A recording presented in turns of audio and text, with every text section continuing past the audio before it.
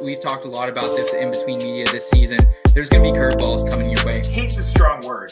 I dislike Kirk Cousins more than probably any other quarterback in the league. I get a little bit of that rookie-itis, I would have said, I would love some of what you're Even smoking. though I strayed, I'm still stuck between an interpretation, what it all means. Can I make a difference for something different? My mind in prison, then I saw the vision. Played the field, it's no competition. Found success through the repetition. If it's impossible, stick to the mission. I'm just cruising through on my way to get it. I found myself somewhere in between. Yeah, I found myself somewhere in between. Hey, I found myself somewhere in between. Yeah, I found myself somewhere in between. The In Between Fantasy Football Podcast. So one thing that really sets us apart here is we're not afraid to talk about other things that maybe aren't super fantasy related. Do what you can to become a better person, to become a better human. All right. Here we go. It's June 2nd, Wednesday. This is the In Between Fantasy Football Podcast.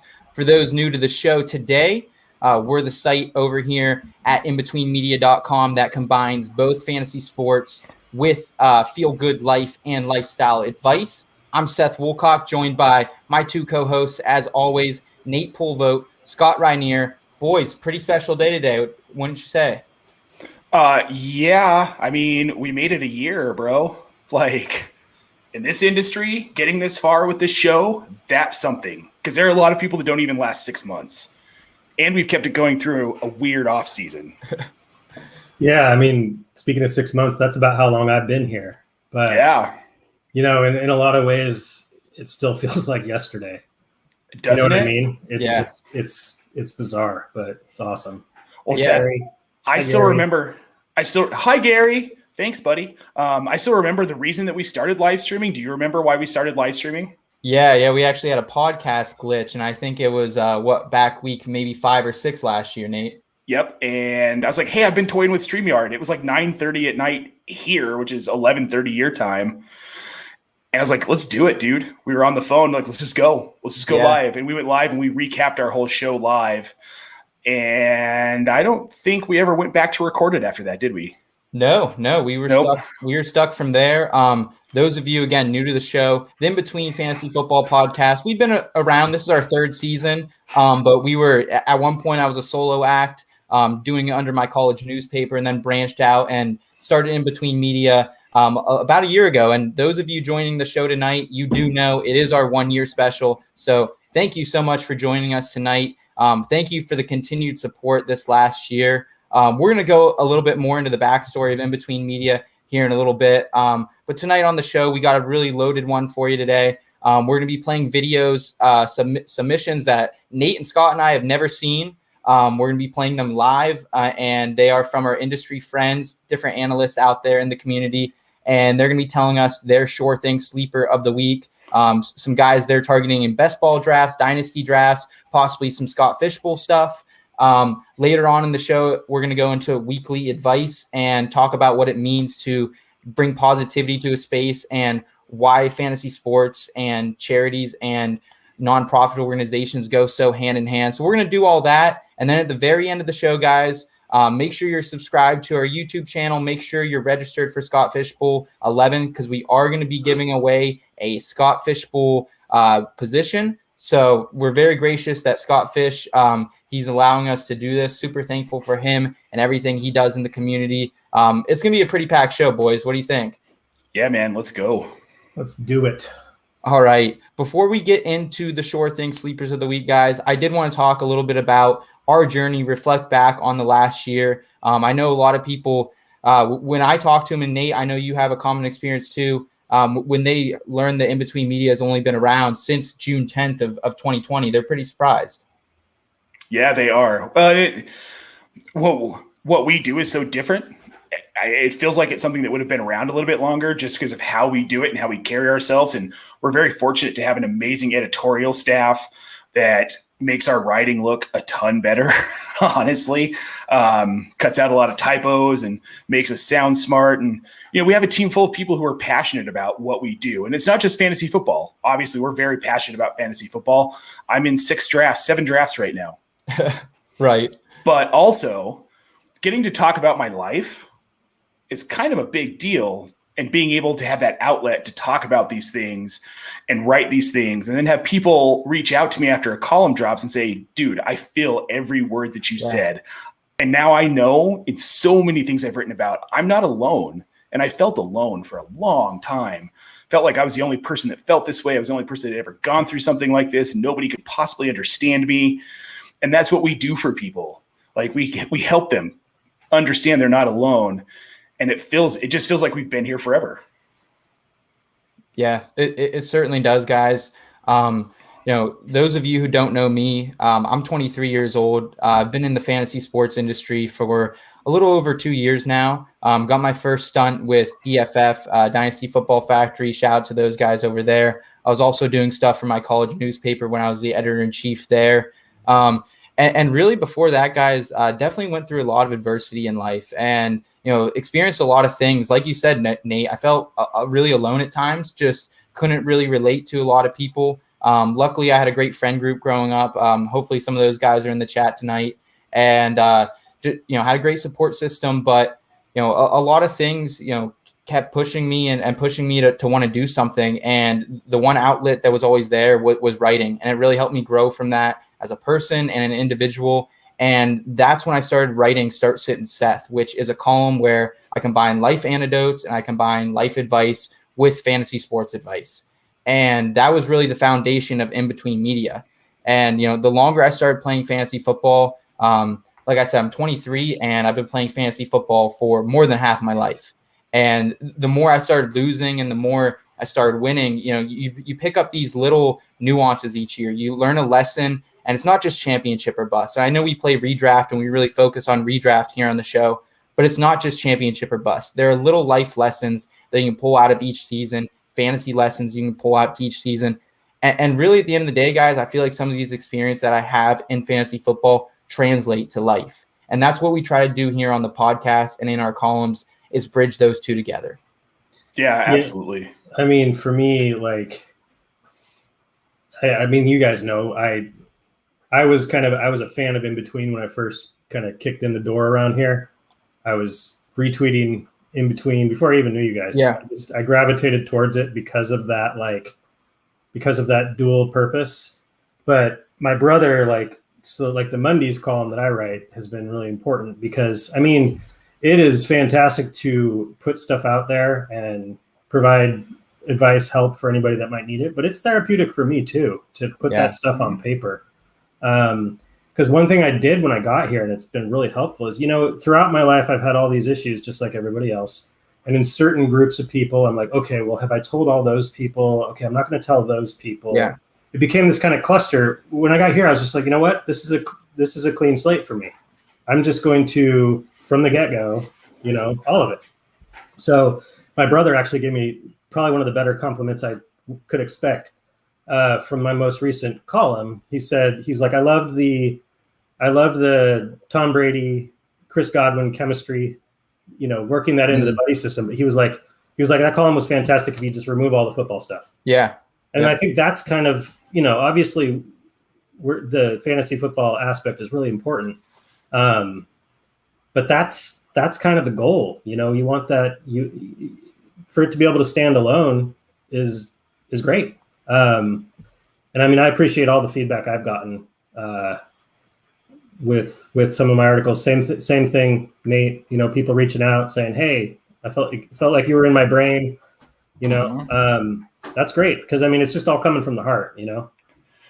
Well, it's very humbling to know that you're helping someone else that maybe has gone through the same thing and just had no idea that there's somebody approachable that I can talk to about this that maybe isn't a therapist, that maybe I just want to what was it like for you? And you can have those conversations with these people where I would have never had these conversations with anyone. The three of us have had some really deep conversations about stuff, and I had no idea how similar our lives were. It's crazy. And Scott lives on the West Coast. Seth, you're on the East Coast. I'm like dead in between you guys pretty much. So like, what a journey, man. What a journey it's been. You're muted, Seth. Seth, you're muted. Absolutely, gentlemen. I just want to give a quick shout out to our whole in-between media staff, our editors, our columnists, our video support guys. We have Third and Short in the background right now, managing everything in the background. Our graphics guys, our NASCAR analysts, everything we're doing here. Connor on the golf end. I mean, we really couldn't do this without you guys. It's been a team effort these last, 12 months, and I wouldn't take any of it back. And we're super thankful for it, guys. And right now, I want to shine a little bit of a light on these guys in the industry that have also helped us along this journey. So why don't we go ahead and move into our Sure Things Sleepers of the Week.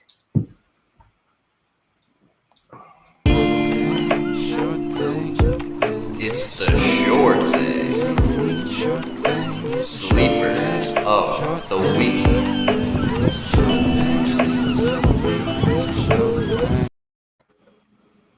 All right, guys. So Sure Thing Sleepers of the Week. This has been a mainstay here at In Between Media and on the podcast for a while. And what we like to do is bring a little bit of summertime back to the show and always try to, pick on some sleepers that other people aren't talking about. A lot of time during the season, we'll talk about guys almost waivers a week early. But for this show, we're actually going to be reacting live to some of our favorite analysts out there in the community. They were very gracious and submitted their Sure Thing Sleepers of the Week. So we're going to go ahead and react. We're going to listen in with you guys live. Third, if you can pull that first one up, man, let's see what happens.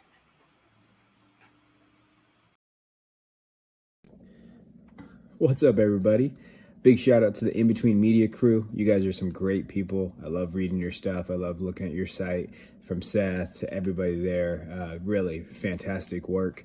They sent a thing out saying, who is a sleeper after 180p in either redraft or dynasty or best ball. So I figured I'd just give you one that covered them all, and that's my guy Darnell Mooney, wide receiver for the Chicago Bears. Last year he guarded the 29th most potential air yards in the NFL, but he ranked 10th in NFL in unrealized air yards. So that just means he had terrible quarterback play. He got open all the time last year when you saw him. I can't tell you how many times he got underthrown, overthrown, and it was just awful for what he had to deal with last year. But this year he got quarterback one Justin Fields there. He's going to be sitting at he set at 83% true catch rate. So if he would have gotten the ball thrown to him, we could have been talking about him as being a wide receiver 30 last year. And he's going as wide receiver 57 right now. Marquise Brown is getting drafted over him. Jarvis Landry is getting drafted over him. Some guys that I'm like, hey, I don't necessarily think that's a great call. I say Landry, Marquise Brown, I think we know what he is, right? And now Bateman's there. You're drafting Marquise Brown over Darnell Mooney. I just don't see it. So Darnell Mooney is my guy. That's the guy I'm going to be going after. All I want to plug is, you can find me at Twitter, @DuBois_22. But be sure to tune in to the In Between Media. Everything they do there is fantastic. And I'm looking forward to this next year and watching them grow. So appreciate you guys. Go draft Darnell Mooney. Your wallet will thank you. All right. That was Kevin over there. My guy, Kevin. Man, that was awesome. Yeah. So, yeah. do you mind if I start? Yeah. Because go for it, man. I couldn't agree more. Like, the fact that any of those guys are going ahead of Darnell Mooney is ridiculous. Ridiculous. Darnell Mooney is a stud. And the only thing that kept him down last season was poor quarterback play. He had two quarterbacks that really don't have a great arm. I mean, Trubisky has a cannon, but he's not accurate. These guys aren't accurate. And he was getting open all over the place. Dude, Darnell Mooney, that was a great call. I'm done. Rant over. I'll go second. First of all, it was awesome to see Kevin as the first video. I follow that guy closely. He also took my sleeper, of course, with the very first. It was funny, like as he was opening his mouth, I was like, he's going to say Darnell Mooney, isn't he? And then there he was. I'll find another one. But obviously that was the one I chose. So I totally agree. And for the same reasons. There's always the unknown, there's no guarantees with Fields that he's just going to unlock the potential. But I'm a Fields guy. I've been a Fields guy. I'm not quitting on that train now. And Mooney, he's got the speed, he's got the athleticism, he's got Allen Robinson on the other side. I think he's a steal right now where he's at it, whatever it is. I think it was like 136 ADP in underdog. So and he's kind of one of those guys. He had that like kind of that appeal last year, that sleeper appeal, and then it just kind of fizzled with him. And his ADP went back down, and I'd like to take advantage of it, just like Kevin said. Yeah, I'm definitely with you guys here on Darnell Mooney. He's a funny story because if you were playing Dynasty last year at this time, no one knew who the hell Darnell Mooney was. He was definitely a guy buried down in the draft. He didn't go in a lot of your standard 12-team rookie drafts. He wasn't going. I know I picked him up off the streets a couple weeks into the season. And he's definitely been a great flashy player. Nate, I know you were really hot on him a lot during the season, and it really didn't come to fruition. But I mean, when you're rotating between two quarterbacks who Nick Foles, a little bit past his prime, if there was a prime, other than that Super Bowl run, and Mitch Trubisky, who really can't hit the broadside of a barn when he's on the run. I mean, it just didn't come to fruition. But I think, Andy Dalton, if he is playing some games, I'm interested. And I think, two, on the other end of that, if he's not, like Justin Fields, the assumption that Justin Fields goes after one read has completely been blown out of the water. That was such smoke and was not true. There's a lot of lazy analysis going on that. And I think Darnell Mooney, with a guy like Fields who can extend the play and probably get the ball deep to Mooney, I'm liking it, that ADP, Kevin. I think that's a great call. It's a great call. And just wanted to give one more quick shout out to Kevin. If you ever see his writing out there on the interweb, definitely check it out. He's probably one of my favorite, if not my favorite writer out there in the industry. Just very approachable with his writing, but definitely has a voice. So thank you, Kevin. And let's move on to our next sleeper.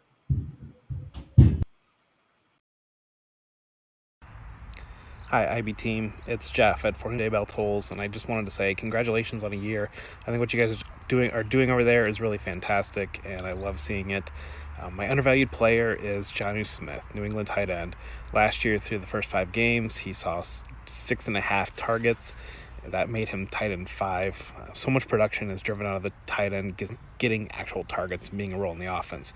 In 2011, New England used Aaron Hernandez in a similar role and gave him 8 targets per game. So I think Jonnu Smith is an undervalued player who has a fantastic chance at jumping into top 5 tight end territory. Again, I just appreciate everything you guys do. I'm thankful that you are here, and congratulations on the year. Jeff Bell for Whom J Bell Tolls. You can find me with Fantasy Pros. You can find me with Going for Two and the Debbie Royale, and also some stuff with Football Guys. So thank you. Wow. Awesome work there from our buddy Jeff. He actually just wrote a letter to the editor, dropped yesterday in Between Media, talked more on his love for Jonnu. So if you believe what Jeff's saying about Jonnu there, go pick up that column. It was a great read. As far as Jonnu, guys, where are you at? Because I think Jeff has a lot of valid points here, and I went back as soon as these 2 tight ends were signed as well. I went back and did the same research he was doing, saw how much Hernandez and Gronk were used. It also opened up a lot down the field for guys like Wes Welker and guys like Deion Branch back in 2011. So, but I am a little bit worried with Cam Newton. We've never seen him really use a tight end outside of Greg Olsen. Nate, are you more in on Jonnu than I am? So yes, I am, and I'll tell you why. Because by week 4 or 5, Cam Newton ain't going to be the starter no more in that offense. It's going to be Mac Jones. I was reading some stuff about Jones earlier this week and how he was reading defense pre-snap versus how Cam Newton was reading the same defense on the same play pre-snap in practice. And like it's night and day. What Mac Jones does before the snap wins games. What Cam Newton does before the snap forces him to wing it when the ball gets snapped. There's a huge difference there. All that to say that I think Jonnu Smith is going to be an enormous value in redraft this year. And people are sleeping on him because they saw Hunter Henry get signed. They're like, oh, no, well, now there's 2 tight ends. But Bill Belichick isn't afraid to run 12 personnel. And if he's got 2 talented tight ends like he had in 2011 with Hernandez and Gronk, he's going to run it at least 50% of the time, maybe more. I don't remember the exact percentage he ran it that year, but it was pretty high. I mean, with his current ADP, why wouldn't you take him? even if he busts, like you're still not really losing out on much of anything because he's going later in drafts. He's not going to bust. But yeah, man, you've got to go after him. And I love that call. Yeah, for me, that's the kicker is his price. I mean, I've been a Jonnu guy since he came to the league. I'm part of that crowd that's like, oh, is this it? Is this the breakout? Yeah. You know, and I mean, last year, you know, it seemed like it was happening. Granted, AJ Brown was out, but you know, he was averaging over 6 targets a game, over 4 catches a game for the first 4 weeks, 5 touchdowns. AJ Brown came back and he kind of disappeared for a little while. That's my one concern. You know, in 2019, he put up 3 goose eggs in games he played. So, you know, and I don't know, I honestly don't know how much of that has to do with the specifics of the Titans system. But that to me is a little bit risky with him as he tends to do that. I mean, maybe he'll be utilized in a different way. He's certainly the more athletic and faster of the 2 tight ends. And I think he has enormous potential. It's just whether he gets that target share, whether he gets that opportunity. Because the thing with Hunter Henry is I'm taking Jonnu over him. Like if it's a non-tight end premium, if it's redraft and I'm waiting on tight end, you know, I got my sights set on people like Jonnu Smith and the sleeper that I'm going to come up with if no one else steals it. But you can't also at the same time, you can't ignore Hunter Henry's potential impact as well, just because if you look at the 2 and you only look at what they've done, which is all we can really do. I mean, we can look back to Aaron Hernandez and Gronk all we want, but like, how is it exactly going to play? I mean, Henry's been the target hog. Henry's been the receptions hog of the 2 consistently. You know, where Jonnu was weeks 1 through 4 last year, when it seemed like he was taking off, that's where Hunter Henry's been all year for 2 seasons at that 6+ targets, 4+ receptions. So I like the call. I mean, I don't know. I think it would take quite a bit for him to get into the top 5, but I think he's a great target at his current ADP, especially in redraft. Last thing I'll add here about Jonnu, and I think Jeff made a good point in his column, is I mean, he definitely is the more shiftable, movable tight end, kind of like a Darren Waller or Kyle Pitts, where he's not going to be an inline tight end. That's more of Hunter Henry's specialty, is blocking, specifically run blocking. Hunter Henry is great at. But I think the one thing to keep in mind too, like you said, Scott, Hunter Henry, he's one of 4 tight ends coming back this season that has had back-to-back tight end 1 finishes. That's among Darren Waller, Travis Kelce, Mark Andrews, and Hunter Henry. And that's a list. And that's with a 2019 season from Hunter Henry that he missed a good chunk of it due to health. So I think both of these guys could have value at the right price, no doubt. Yeah, and I mean, Henry's done it. Henry did it with 2 different quarterbacks, so you can't just say it was Rivers. You know, he did it with Herbert. Although, if you look at both of them, only one of them had a stat line in a game in 2019. I think it was like 4 for 60 and 1 rush for 57 yards. Yeah. That's Jonnu Smith. Yeah. That's what Jonnu Smith can bring. He's got that potential. I mean, if he was one of those tight ends that just got fed targets, But so just real quick to the comment from Jim. Jim, it's not that I don't like Cam Newton. I think he's an incredibly talented quarterback, but I don't think that he fits the system that ultimately New England wants to run, which is why they brought in Mac Jones. I think Newton is an incredibly talented quarterback who can wing it successfully in most offenses, and he did it when he was healthy last year before he had COVID, but that's not the system that Belichick and McDaniels want to run. I have no issue with his talent. He's fantastic. He's a great quarterback, and they made do with him last season when they needed to, and he did fantastic. Even after COVID, like considering how he probably felt and what the state he was in, I'm still impressed with what he did on the back half of the season. I just don't think that's the system that Belichick and McDaniels want to run. That's why I'm saying I think Mac Jones is a starter by week 3 or 4. They're looking for a guy who is more methodical about checking through his reads, making better decisions, stretching the field out. And that's the only thing I'll say. That's the only reason that I think that Jones is the starter over Newton by week 3, 4, 5. And I'm done. We'll see how it plays out, guys. I'm sure we're gonna have a little bit more Patriots discussion later in the show. So let's see who our next Sure Thing sleeper of the week is going to be. What's happening, guys? Bucket hat on. Fantasy football means coming down the way. My name is Britt Sanders. You can find me on Twitter at VFFSandman. I am the host of the Rookie on the Rise. And gentlemen, I want to tell you congratulations on your first year. That's one hell of a thing, and I love to see it. But you guys asked for a sleeper. I'm going to give you a sleeper. Now I got a question. How can a tight end that finished number 3 last year be a sleeper? Well, he is. Robert the Bob Tonyan somehow it has a plus 100 ADP. I don't get it. It makes sense only if you think he's not going to get those 11 touchdowns again, which, let's be honest, he's probably not going to. No tight end's able to get double digits touchdowns like that. And if he is, then my goodness, I'm happy to be wrong. But here's the thing. He was number 1 in production premium. He was number 7 in yards per target with 1.77. He doesn't need those touchdowns. Amari Rodgers? Pff, I'm not worried about Amari Rodgers. He's not Randall Cobb. Get out of here. You're scouting the helmet, not the player. Robert Tonyan's going to see plus 65 targets this year. He didn't drop one last year. Let's give him 2 drops. He's still going to be fine. He may not be able to get to 11 touchdowns, but 8 touchdowns, 7 touchdowns, easy. And what happens if Aaron Rodgers leads the way? You think Jordan Love needs a safety blanket? That's right. Mr. Bob Tonyan's going to tuck him in every single game, baby. He's going to be the check down king. So here's my thing. Robert Tonyan's one of the tight ends I'm targeting as a sleeper late. Get him while you can, folks, because he may just blow up again. Nice. Wow, that's Britt over there, rookie on the rise. Yeah, part of the Fantasy Affairs group over there. We love those guys, love collaborating with that group. I'll start and just support of what Britt said. I think Robert Tonyan is severely being underdrafted. I definitely get all the risks.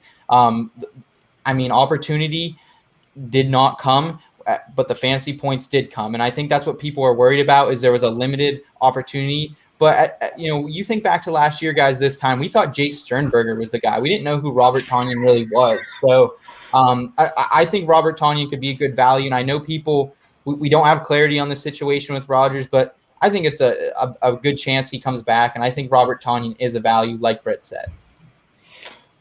Scott, go ahead, man.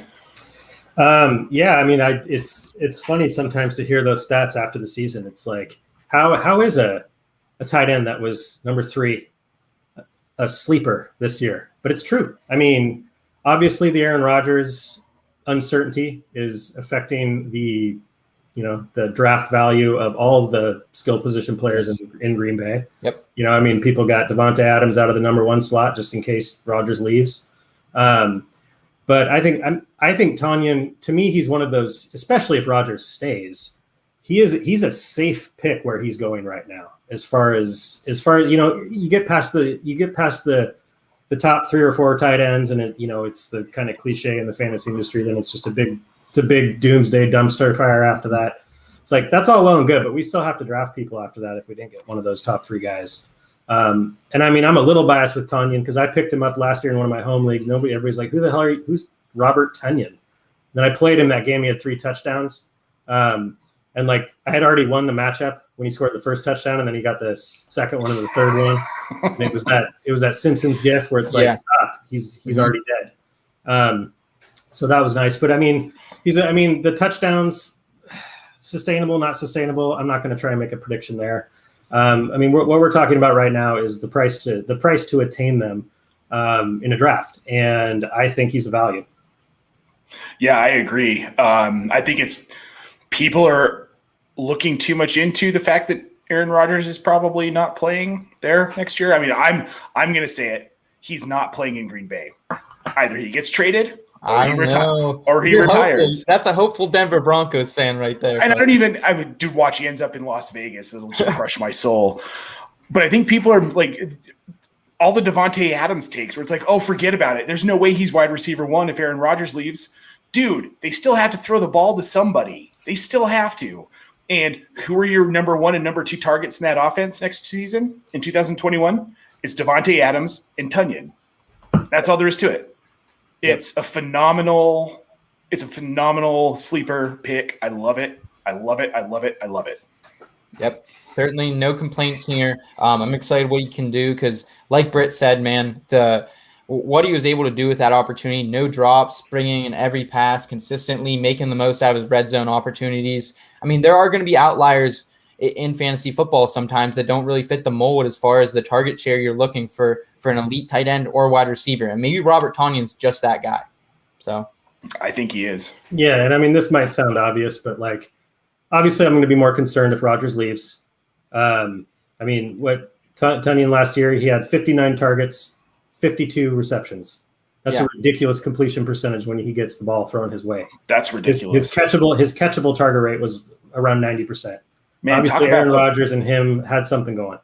So, I would be more concerned, not enough for me to pull off him at his ADP. Because, I mean, honestly, you know how this is going to go.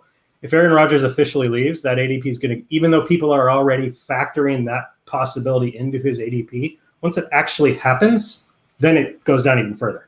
It's always that it's happened that way all off season, where there was speculation about something happening, it affected ADP, then that thing happened and it affected it even more. So how far do you think he falls? If Rodgers does, in fact, we find out that Rodgers definitely isn't playing for Green Bay, whatever the situation is. I mean, are we talking he's a guy you're getting like 15? Where is he at right now? I don't have it in front of me. I don't either. I know he was plus 100, and so I'm going to say if Aaron Rodgers does leave, which is pure speculation right now, guys, but I mean, you're looking at probably a 12th, 13th, 14th round guy. And something to keep in mind, we're going to talk about Scott Fishbowl a little bit later on here, but he's a great guy to target possibly in Scott Fishbowl as well. It's a heavy tight end premium league, so he will be useful down the stretch there as well. Guys, are you ready to move off Bob Tonyan here and see what else we got cooking? Let's do it. What's up, everybody, in the in-between media world? I'm Rod Villagomez. You can find me on Twitter at RJ Villagomez. I'm a fantasy writer for the Sports Gambling Podcast Network site at sportsgamblingpodcast.com. I'm here to give you my sleeper for pretty much any platform because this guy is being heavily ignored and maybe for good reason, and that's Jakobi Meyers, wide receiver for the New England Patriots. Look, I get it. I know that he is now definitely in a absolutely crowded room with Kendrick Bourne, with Nelson Aguilar, even with N'Keal Harry even being in there. And of course, the tight ends, Jonnu Smith and Hunter Henry. I mean, look, there's going to be a lot of mouths to feed. And I know that Cam Newton is not necessarily the guy to feed all of those mouths. But here's the thing about Meyers. And there is something to be said about some familiarity and some of the good things that he did last season. He led the team in targets with 81, led the team in receptions with 59, led the team in yards receiving with 729. So he's got a history there with the Patriots. And I know that, again, with all of those folks that are going to get fed, they're going to get fed. But I still think that Meyers is primed to have a decent season because he's got familiarity, at least for now, with Cam Newton. But I will say that he could be leaned on a little more heavily down in the beginning of the season, which could definitely give him some value at the beginning of the season. He's going off now anywhere between, and this is such a wide gap at his ADP. He's going from anywhere between 132 to 315. So he's definitely going to be around in those later rounds. I got him in round 14 in one of my best ball drafts. So he's there. And if you're in a best ball format, he could have one of those weeks that will give you a great opportunity for him to get played in that week. So again, Jakobi Meyers, maybe not a redraft guy to start the season, but definitely one in the later rounds to grab, maybe hold on to, and definitely in a best ball. If he's there around round 14, round 15, you definitely want to grab him. Again, I'm Rod Villagomez. Thanks, guys, for giving me the opportunity to share Jakobi Meyers with you. Hopefully you grab him. Hopefully he does something for you.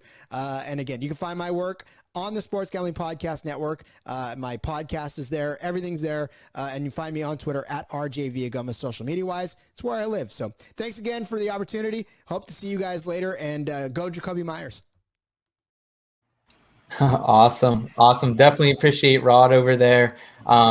He jumped on an episode of The Back Road, our fantasy NASCAR show, a couple weeks ago, and that was a blast as well. Guys, a lot of New England Patriot love on the show today. We've had some Aguilar love in the chat already from our guy Josh, and already brought Jonnu Smith up as well. I think Rod makes a super fair point with Jakobi Meyers, especially in best ball formats. I've been getting him late all over the place as well. Not someone I'm super excited about, but I think he definitely fits in the mold of a sleeper. And unless Julio Jones goes there, he's probably the number 2 in New England, right? Yeah, I think so. If he doesn't eventually take over Aguilar for the number 1. I mean, I did a waiver wire show last year with a company I won't name that I no longer do anything with. And I pounded the table for Jacoby Myers every week because for some reason he was like 8, 10, 12% owned when he was the only receiving option really in that offense. When Edelman was hurt, who else were they throwing to? And he was putting up good weeks, solid weeks, like a wide receiver 2, wide receiver 3, flex slot type numbers every week. And I think that he only gets better. He has familiarity with Newton, if indeed Newton does remain the starter all season. Newton likes him. He's talented. Forget about N'Keal Harry. He's the worst route runner in the NFL. Forget about him. Jacoby Myers is a guy who could end up being the wide receiver 1 in that offense by middle of the season. Wouldn't surprise me. I know Nelson Aguilar could also be great, but I feel like New England's setting themselves up to kind of really like sling the ball. Like they want the ball. Belichick and McDaniels want the ball in the air. And they've shown with all of the things that they've done, they didn't do anything really that outstanding with running back. They let Rex Burkhead go. They drafted Ramondre Stevenson, but he's a rookie, and he's a guy who was a later round guy. I think he was like 4th, 5th round. So he's a day 3 guy. Yeah, I love the Jacoby Myers call. I think it's phenomenal. And I love Rod too. Shout out Rod. Yeah, Rod's great. I remember when I first interacted with him, I was super. I think he has the picture with Ricky Henderson. And I was super stoked when we talked about that. I was like, oh, Ricky Henderson. Yeah. I like the pick too. I mean, at the range we're talking in a draft, like to me, he's a. I'm not super familiar with best ball, but in Dynasty and even redraft, if you've got a deep bench, he's a great depth piece. I mean, PPR, it was the same. I wasn't super familiar with this guy as the season started last year, but once he started playing in week 6, a couple games into his season, I mean, 3 games in, 14 targets, 12 catches, 169 yards. I mean, that's almost 30 PPR points in a week. Now, granted, he didn't keep that up. That was kind of ridiculous, but it put him on the map for me as one of those value PPR plays. He's not gonna win you your week with touchdowns, but like I said, a good depth bye week fill-in, especially in full point PPR. I mean, in the games he played, he averaged over 6 targets. And, there's a lot of unknown in New England right now, exactly how that offense is going to look. Exactly. When is Mac Jones going to come in? Who's going to be the primary running back? So, there's a lot of uncertainty, and he's a guy that's been there, and he showed that he can play. So again, is in the context of sleepers, and especially where he's going. Yeah, I mean, he's free. So essentially, I like it. Yep. Good call, Rod. Yeah. Last thing I'll say here about Myers. The one thing I love about Bill Belichick, guys, is draft capital does not matter to Bill. Whether it's Rex Burkhead, whether it's Julian Edelman, who's playing all over the field, defense, offense, special teams when he was young. It's just so cool to see these guys kind of transform into something. And Jacoby Myers could be that guy. So, Rod, love the call, man. Definitely scoop up Jacoby Myers in your late rounds for sure. Okay, so who do we have on tap next? Let's see. Hey, Seth, Nate, and Scott, congratulations on 1 year for In Between Media. You guys have been putting out fantastic work across the board, as well as the rest of your crew as well. Can't wait to see what you guys have in store in this upcoming year, in year number 2. You guys asked for sleeper options heading into 2021.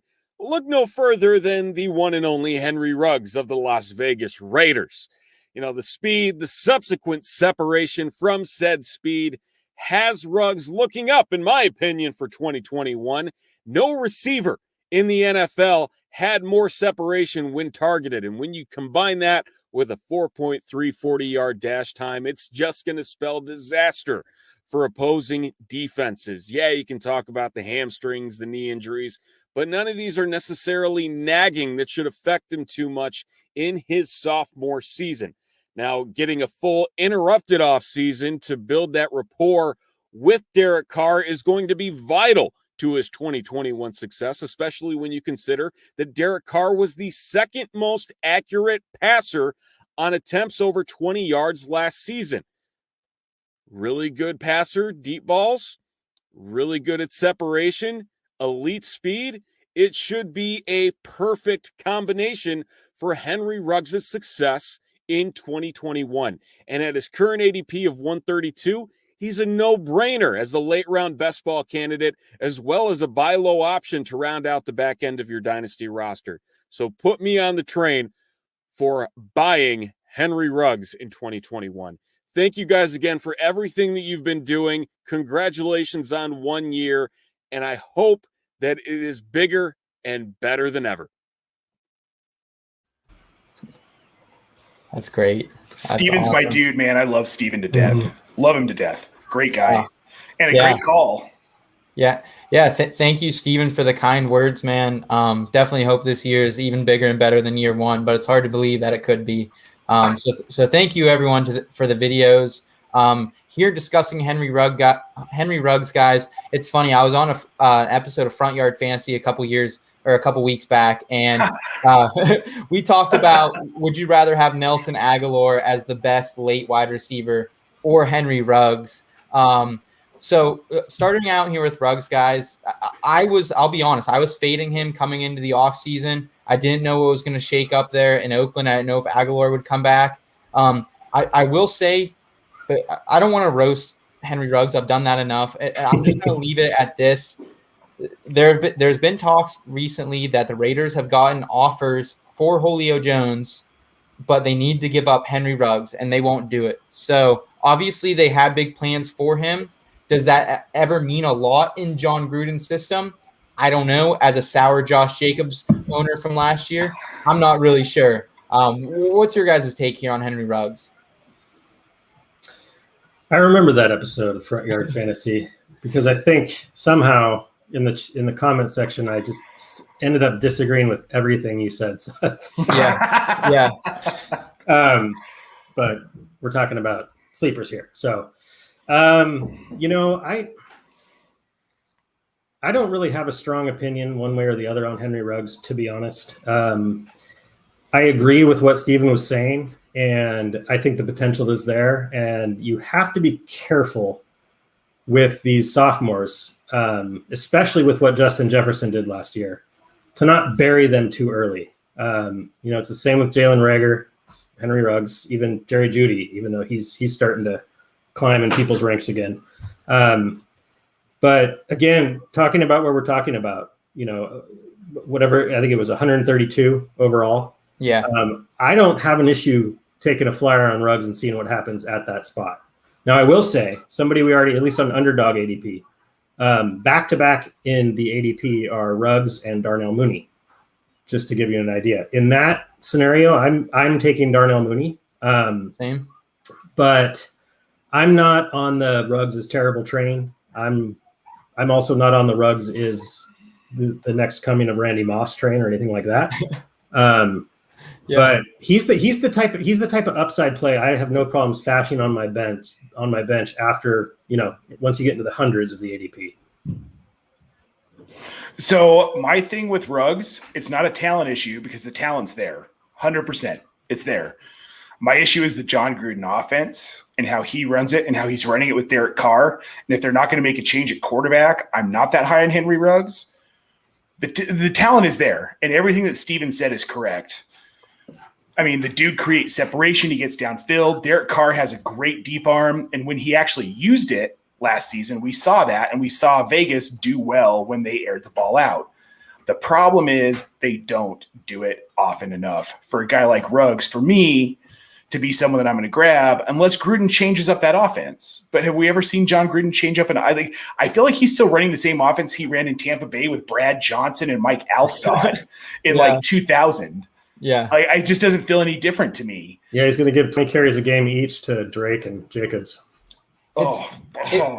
Nate, I will say this. I think you're a little too hard on Derek Carr. I think Derek Carr is actually a really solid NFL quarterback. He is. I'm not saying he's not. Yes. I'm saying that John Gruden doesn't use him the way he needs to be used. Yes. And I have zero issue with Derek Carr. I love him. I think he's a great quarterback. Right. And I agree with that. And I'm sure there's going to come a time. I like to punt wide receivers in drafts frequently. Scott Fishbowl, that's something I'm kind of known for, is punting the wide receiver position. I'm going to do that again this year. So maybe Ruggs is a guy that I just happen to grab for the upside later on. In best ball, I think he's a great target. because you'll get some of those big games.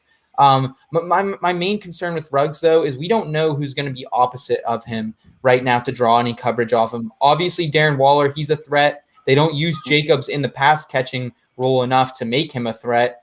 And I like Brian Edwards. Don't get me wrong. I think he could be a sneaky sleeper in some deep leagues, but I don't know if he's enough to draw the coverage off of Ruggs that he really needs to have. Like last year, he at least had Aguilar to do that, and he didn't produce with him.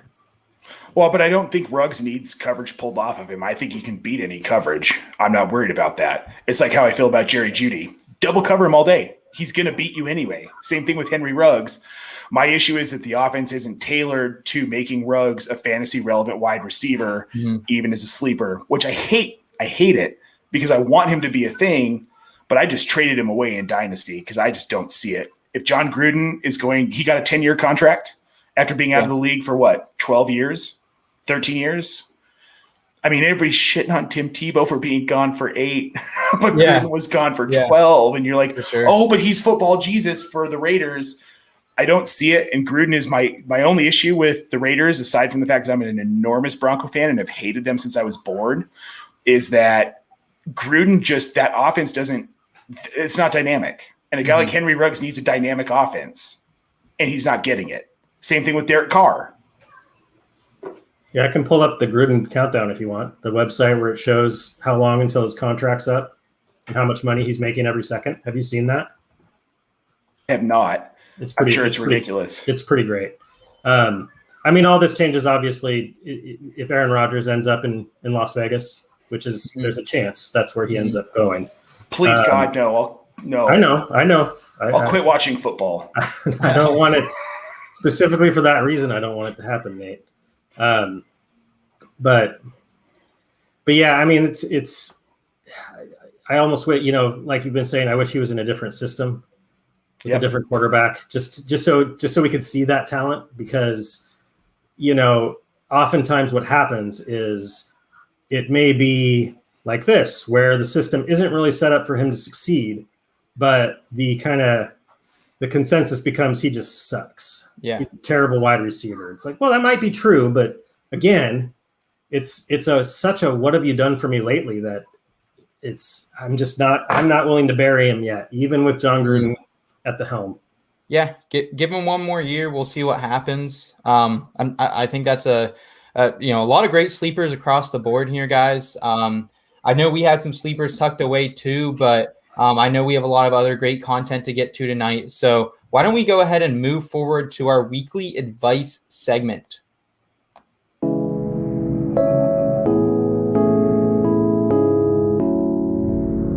Weekly advice.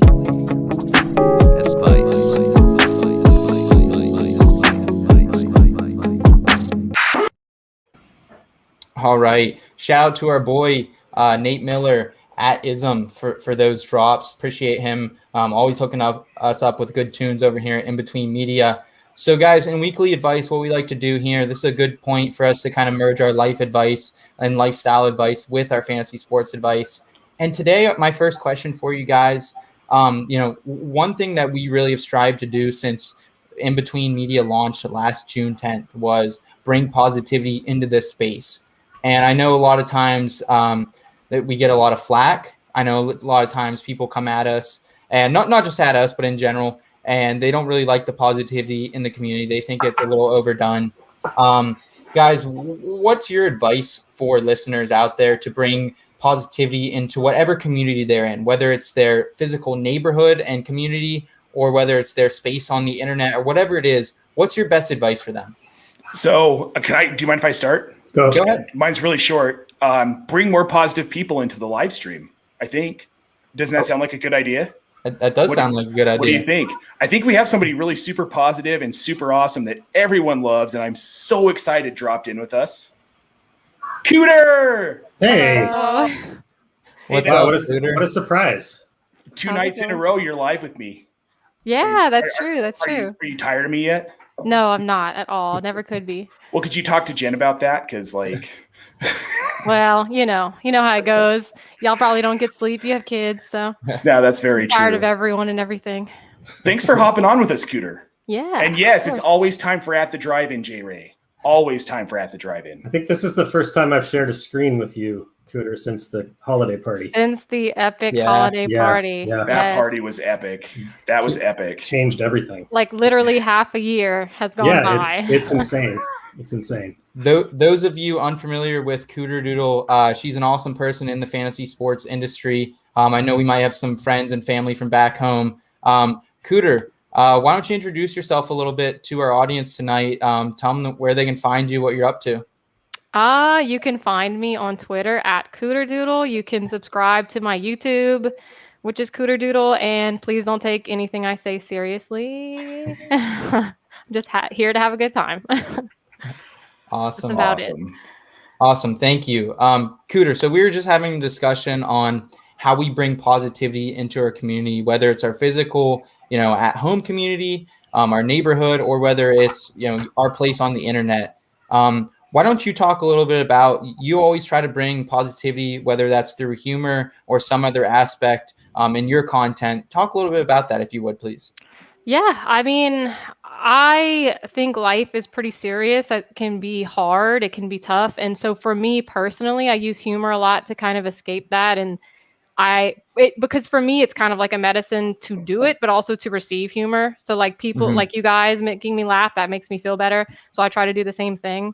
And I guess just like this last year, I've kind of learned being vulnerable is okay. That was something I was never used to. But I think that brings positivity, is just kind of like, it sounds silly, but like telling your friend, hey, I love you. Thank you for being my friend. Like I never was that kind of person. And so I've learned over this last year, being stuck at home and not being able to see them is just kind of opening up, letting people know how you feel. I mean, it's what's the worst that can happen, right? So that's absolutely the worst that can happen. You get Matthew Berry on a petite pod. Yeah. I guess. The worst. The worst. Scott, talk a little bit about this, man. You're someone who's always super passionate about being authentic with yourself and your story. And if you share a little bit about why, you've only been in this community or industry probably the last 6 to 8 months, and you've really made an impact on people. Talk a little bit about your philosophy with that. Well, I mentioned it earlier, like, this whole thing was pretty spur of the moment. I just randomly decided one night to send out a tweet like, hey, I'd like to be part of this community. And then all these people were like, yeah, retweet, blah, blah, blah. But once it kind of took hold, like I had that opportunity to come at it from the get-go as just being me and, not really leaving, kind of putting it all out on the table. And I mean, for me personally, you have no idea how like freeing that was, because I've spent so much of my life hiding stuff and, not being honest. And like I said, like which lie did I tell to which person? So when I got here, like part of it was just that I didn't know anybody, so I could just start there. And then it just kind of took off from there. I lost all inhibition to share things about my life. I just don't care. I don't care what anybody thinks about it. Because like we've talked about, I have the personal experience of hearing other people's stories and realizing, hey, that's like my story. I'm not alone, like Nate said. And so a lot of things, and with the Mondays column, that's kind of what it's turned into, is just trying to share about some of the stuff I've been through, how I've dealt with it, just talking about my life, really. And like, I've gotten responses from people that said, oh, I thought I was the only one. And it's like, knowing personally how important it is to realize that you're not alone is a big reason why I do what I do.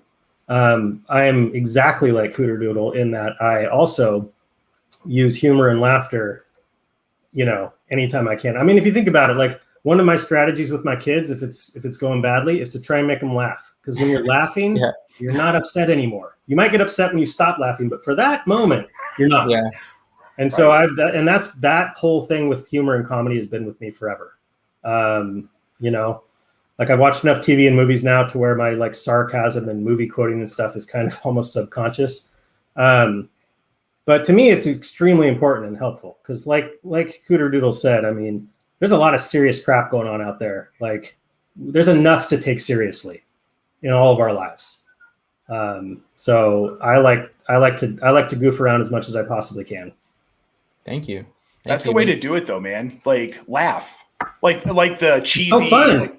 Right? Well, like the cheesy picture says, "Live, laugh, love." Yeah, and it's cheesy, and they But make it's fun of true. it. It's I mean, true. who doesn't like to laugh? It's just it feels so good. Well, it's one of my favorite things to do, and sometimes I laugh at incredibly inappropriate times. But you know what? Whatever, it doesn't matter. Yeah. I mean, and I think kind of to what Scott said, like we all think we're so different, but really, most of us, like we're all very similar. And if the person to your right isn't like you, the person to your left probably is. They might not look like you, they might not talk like you, but it doesn't matter because they're going through the same struggles in life that you're going through. We're all human. And I think that's something people tend to forget. And I'm hoping that we're starting to remember a little bit more through this pandemic. We're all going through the same things on a daily basis. It's how we deal with them. And if your friends can't support you, then they're not your friends. If your family doesn't support you, then don't listen to them. Because you know what you're capable of, you know what you can do, and you know what you want in your life. And this is something I've had to deal with for the last year, like really realizing the relationships that meant something to me and mattered, and the ones that I held on to because I was supposed to, but probably shouldn't really hold on to. Yeah. And it's hard, and I'm still dealing with it, and it's hard. It's hard to do. You know what someone told me? I went grab a drink with a friend I hadn't seen in a long time the other day, and it makes me think of what you're saying, Nate, because we can go 2-3 months, not even a text, but then we get together and it's like we didn't miss a beat, you know? Yep. And she said to me, because we never give each other guilt if we can't hang out. There's never any animosity if time goes by. Just life happens. We recognize that. And she said to me that she's starting to realize, like you said, there's certain people that it's okay to just be their acquaintance now. Yep. You don't have to force it. You don't have to, if they give you that negativity, or if they make you feel a certain way, maybe you're in different paths of your life right now. And it's okay to just be acquaintances. It doesn't mean bad blood is there, you know? And I was like, that's really such a good point, you know? Yeah. It's just it's a hard thing to learn because especially like when you're growing up, you're told like, hold on to these relationships and X person is someone you have to talk to for X reason. I've really learned in the last year, that's not true. That's just not true. Agreed. And for your own mental health, like you can't feel bad about it. You can't feel like you shouldn't feel guilty about it. And that's a struggle because there are definitely people who you feel like you need to stay up with and talk to and hang out with and be kind to and have conversations with and always answer that phone call. But you don't have to. If they're making you feel awful about yourself and they're making your life harder than it needs to be, let it go. Yeah. No, I agree here, Nate. And it's something like really special, to be honest. Like, but before I met Nate, actually, like I always thought I had this really unique backstory, and maybe it is a little bit more unique compared to a lot of people at my age. But Nate was probably the first person I could honestly relate to and be like, damn, bro, like that shit is almost heavier than my shit that I've been through. And to hear that, and like it's like you guys said, Cooter, like I have friends from way back and we still keep in touch and it's great. But I would have never thought a year ago that I'd be sitting here on a live stream with 3 people that I consider really great friends. You know, a guy from Colorado, Seattle, someone with the name Cooter, you know, as their alias. In my favorite state of Louisiana, no less. Absolutely.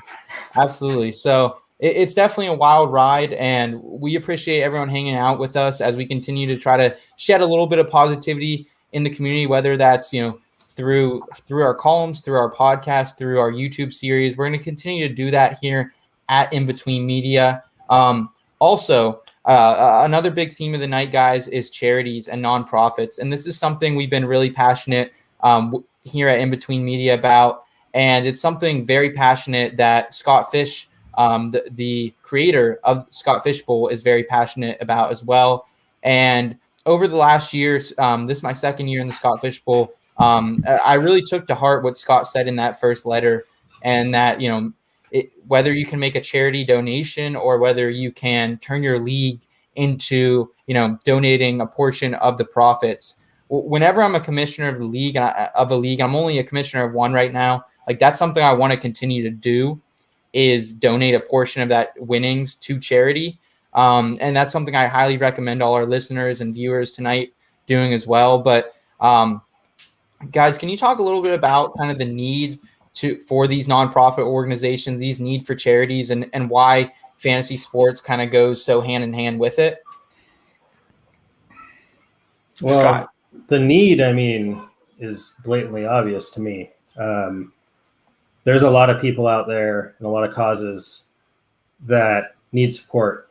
And unfortunately, the way, I don't want to go down that road necessarily, but the way things are set up, kind of the hierarchy, especially in the United States, is, there's, support, a big component of support is money. And a lot of that is tied up at the very top. And so not here to talk about that. I'm just saying that it's immensely important that, people that have the means, if you donate what you can. Mm-hmm. There's so many good causes out there to donate to. There's so many. The one I choose is called Mary's Place of Washington. It's a shelter that helps, mainly women and children, but families that have become homeless kind of get back on their feet. Because a lot of the issues with homelessness across at least this country are not always about, somebody that's lazy and made a bunch of bad choices. Somebody might have just gotten surgery and to pay for it, they lost their house, whatever it might be. Mm-hmm. So that's a big one I'm a part of in this local area. But for me, it's just, don't fall into the trap, the mindset of, well, I can only give a little, so what difference is that going to make? It makes a huge difference. It does not matter. Well, I was honestly, I'm new to Twitter, and I'm kind of new. I've never been in Scott Fishbowl before. This is my first year, and I was humbly surprised, and I shouldn't have been, but the fact that those fantasy care eliminators raised over $30,000 in a month, like, it just made me so happy, because Twitter can have its negative moments, but I was just like, when I saw that, I was like, God, this is such a good community, and there's so many good people here, and that right there just showed it, like, to have so much raised in such a short amount of time, and it's going to keep happening with all these other causes, and so many different people have their own little charities that they're supporting. Like you said, it's just a little bit goes a long way. Absolutely. So, speaking of positive things and positive people, I think we have somebody who is waiting to come on that is like, we're kind of, you know what? We're just going to do it. Forget about it. We're already talking about him. Scott, there's Scott. What's going on, guys? We've got two Scotts. We're going to have to call you Fish. That's fine. A lot of people call me Fish. That's pretty common. Well, thanks for jumping on with us, man. We appreciate it. And we're giving away an invite to your amazing tournament tonight, which is also my first time in that I'm. Oh, very nice. I'm pretty sure that Jen and I were like running in circles, jumping around when we got our email invites. Like, it's been such an iconic tournament league to us since we got into this space about a year ago now.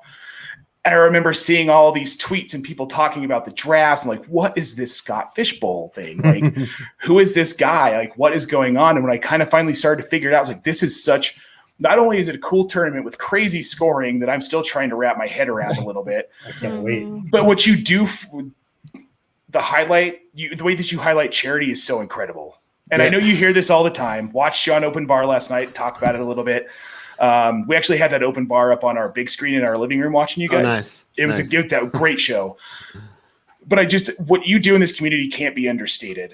It's incredible. And you bring so many people together for such a positive cause and get people so excited about something.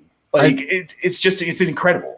It's crazy to have watched it grown. Cooterdoodle was just talking about how the fantasy cares raised like 30,000. It wasn't even a month. It was like a week and a half. Yeah. It was like really? Yeah. God, that's crazy.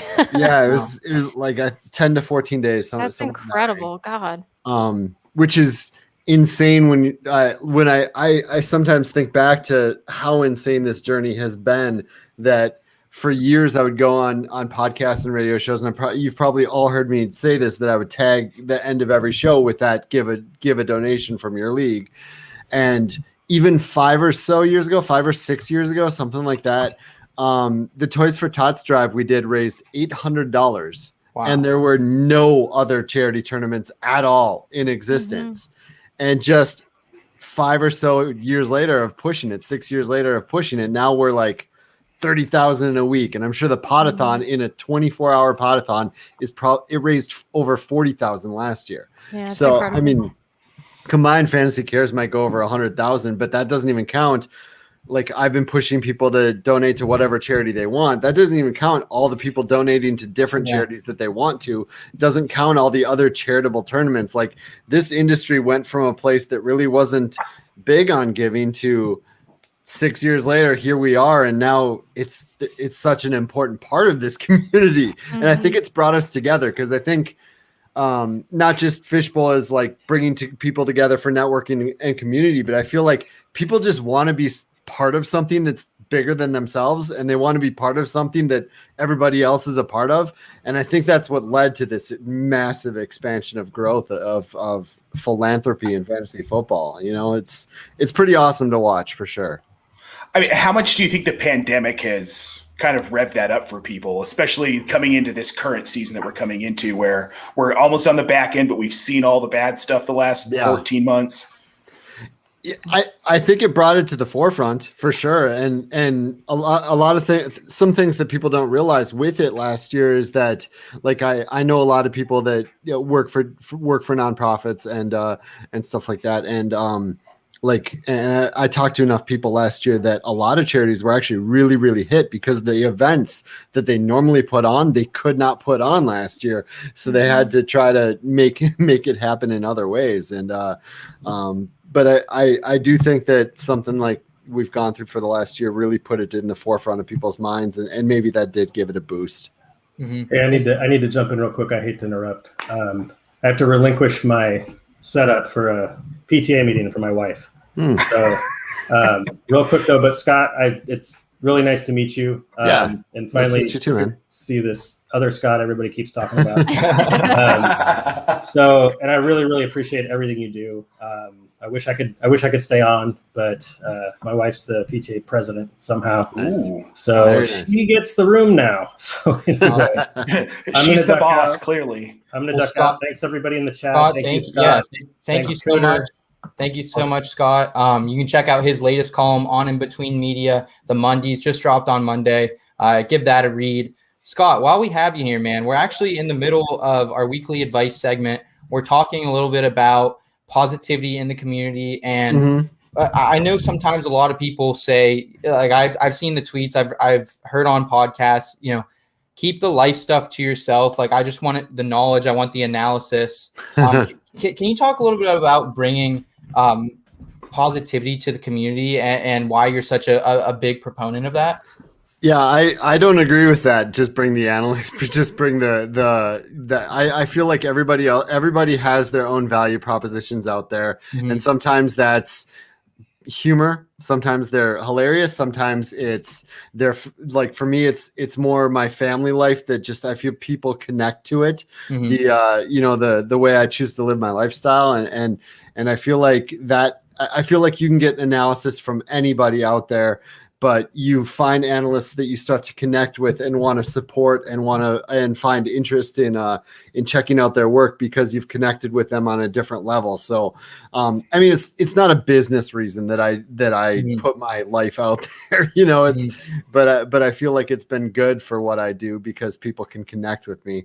But I don't agree with that at all. I think I've mentioned this a bunch of times, but I feel like once you've gotten a platform, whether it be at your job, like you move up in your job to a higher position, or just like you pull weight with your friends, or if you have a platform in the fantasy community, if you have a platform, you should do good with it. Otherwise, I've said this before. What else are we doing? I mean, like, if you have a platform, do good with it. It's so easy. But I think that's generally where I stand on stuff like that. I appreciate that, man, because that's really what we are here at In Between Media. Like, yes, we love fantasy sports. We want to help you win as many championships as we can. But at the end of the day, we want to help you live your life to the best potential. And, there's going to be curveballs coming your way. We talk about it all the time here at In Between Media. And whether that's in your Scott Fishbowl draft coming up, or whether that's, what's coming around in your life in the next couple months, there's going to be curveballs that we're not expecting. I don't think any of us expected a global pandemic in 2020 to happen, Y'all but didn't expect that? I totally saw it coming. Yeah. But I mean, we continue to put our best foot forward, and that's what we try to do here at In Between Media. Nate, do you have any closing thoughts, man, on the charitable aspect of what we've been talking about, kind of merging that with the fantasy sports community before we head into our giveaway here? So I really like what Scott said. When you have the platform, you do it. And that's how I felt from the beginning. I mean, my platform started out as this anyway. Without Seth, I would have never been doing this. I don't even know what possessed me to DM you that night in June last year. Right. Because I mean, all of this is the fact that I'm on a live show. First of all, is crazy because there are times I don't even like pictures taken of me, let alone hear my own voice or know that other people can hear it if they're not like family or close friends. But having the platform to talk about my life and my family and all the things going on has been such an amazing comfort to me, like we kind of talked about. And I love being able to talk about charity, and I love being able to contribute to charity. And there have been things in the last 14 months within the fantasy community where it's been like, oh, yeah, no, I'm on board with that. Let's do that. Let's go. Like, I'm excited to help this X person out with their GoFundMe because I know them and I know the struggles they're going through. And meeting some of the people like Doug, the Fantasy Moose. He was one of the first people I connected with in this space. Jen and I did 2 test leagues on Flea Flicker for him through PFN just to help him out. Turns out to be one of the best people I've met in this space. That guy is an advocate for anyone with mental health issues, anyone who needs to talk. It doesn't matter what time of day it is. He will talk to you about it and he will help you through it. I've directed people that I've known to talk to him, and it's been incredibly helpful for them. So shout out to Doug. And just like being more involved in charity. One of our big ones is Children's Hospital. Jen's cousin had brain cancer 4 times before he was even 11 years old. Jeez. Thanks to Children's Hospital, he is 23 now. Wow. And that's awesome. It is awesome. And he's crushing it. He's crushing it, man. Right. But without Children's Hospital, that wouldn't have been possible. The care that he got there was second to none. And Will is an amazing guy doing great things with his life. And children are so helpless. That's where my heart always goes. It goes to children and to animals. We're really big on animal donations as well. Every time we go to Petco, which is like once a week, it's like a $5 donation. We do it all year because we have cats, but we love animals. And I think that a big part of what I like to do is try and help other people, whether it's feel better about who they are, know that there's someone they can identify with, or highlight some charities. I mean, with Scott Fishbowl, I'm really excited to be a part of it because of the great things it does for charity. The networking opportunities are great, but I've also done a lot of that in the last year, not to the level of Scott Fishbowl, not even close. But the charity aspect of it for me is something that I'm really, really, really excited to be a part of because it's such an amazing thing. And I've never had an outlet like this before to do all of that. So take your position and use it for good. Talk about fantasy football. For sure. But if you have 5, 10, 15, 20,000 followers, let's talk about people that might need our help that aren't getting it, but now you can help them get it. Absolutely. Nate, I think you hit it really on the nail, man. I appreciate that, man. It's been a pleasure working with you over this last, 11 months or so. Seeing your growth as, professionally and personally has been amazing. I've actually shrunk size-wise since we met. I'm glad to hear that as well, man. I'm glad to hear that. I cannot attest to that. I have put on the COVID-15, so. At least it was only 15, man. Yes. So, guys, I know we have a lot of people who have to get to a lot of things this evening. I want to be sensitive to their time. Scott, the last thing we're going to do in today's show, our 1-year anniversary of In Between Media, is we're going to give away a spot in the Scott Fishbowl. Nice. So can you kind of introduce, we have a lot of people out there maybe listening, tuning in, who might not be super familiar with the Scott Fishbowl. So can you do your best to, I know it's been a long history in the making, but can you do your best to kind of summarize it up for our listeners today? Sure, like the 1-minute elevator pitch, I guess. It's SFB is like the premier pro-am tournament that pits every analyst in the fantasy football industry against celebrities, against professional athletes, against hundreds upon hundreds upon hundreds of fans who next year, many of them will probably be producing content. If it's what seems to happen with SFB. People meet other content producers and then they decide to take the jump themselves. But it pits all these people together in one giant tournament. You join chats and you donate to charity and you watch each other's shows and it just builds up the community. There's tons of networking. There's tons of raising of money for worthwhile causes. We've raised hundreds upon hundreds of thousands of dollars in the last 5-6 years, and it's just been incredible. But that's just the basis of what it is. It's just a giant league that everybody plays in and has a lot of fun doing it. Awesome. And we get to flex kickers this year. I'm excited about that. Yes, absolutely. Thank you for that, Scott. We appreciate that, man. Mm-hmm. So what I'm going to have all our listeners, all our live streamers, as you would call it, I want you to go ahead and drop in the chat to make sure you're still with us. Let us know you're registered for Scott Fishbowl. This is step one. We put out a tweet earlier today. Every year, man. Every year. Step one was register for Scott Fishbowl. So just put in the chat registered, just so we know how many people are going to be vying for this spot. All right, we got one.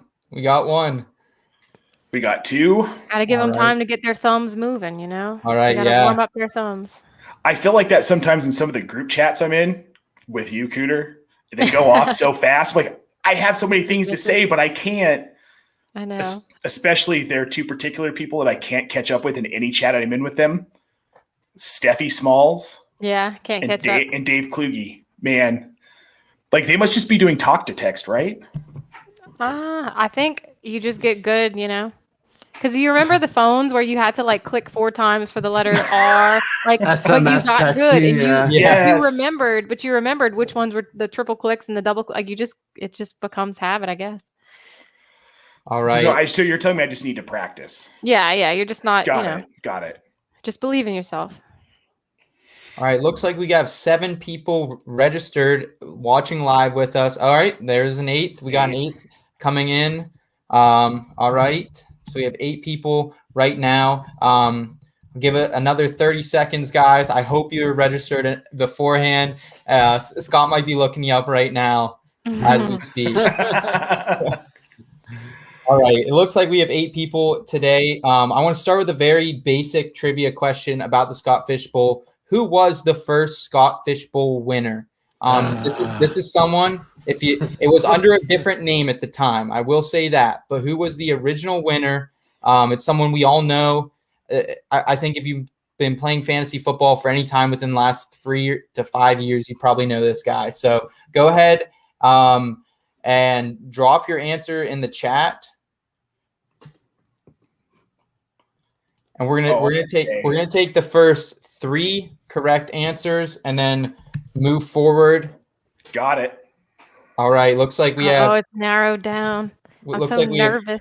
Looks like we have Ootsman, Dynasty Griff, and Fantasy Nav were the first 3 guys. I apologize for everyone else who did not get that right.